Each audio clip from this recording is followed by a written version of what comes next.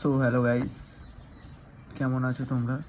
পিএফের একটা গুরুত্বপূর্ণ আপডেট নিয়ে চলে এসেছি। যাদের যাদের পিএফের অ্যাকাউন্ট আছে, যারা 3 দিন এখনও 26 তারিখ থেকে 30 তারিখ পর্যন্ত লগ ইন করতে পারোনি, যাদের 1 তারিখ থেকে লগ ইন করার দেখাচ্ছিল, সেই আপডেট নিয়ে চলে এসেছি। প্রথমে তোমরা পিএফ লগ ইনে গুগলে গিয়ে পিএফ লগ ইন করলে, পিএফ লগ ইন করার পর এখানে দেখছো এমপ্লয়ি প্রভিডেন্ট ফান্ড আছে, ইপিএফও। ক্লিক করার পর এখন কি লেখা দেখাচ্ছে দেখবে।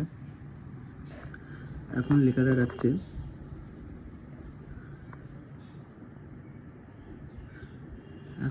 দেখাচ্ছে we expected service to be fully restored 2রা জুলাই। এখন লেখা দেখাচ্ছে 2রা জুলাই। তাহলে 1 জুলাই তো ছিল, সেটা এখন উঠে গিয়ে 2রা জুলাই হয়েছে। এক্সপেক্টেড করা যাচ্ছে 2রা জুলাই 2 তারিখ থেকে আমরা ইপিএফের ফুল সার্ভিস আমরা পাবো।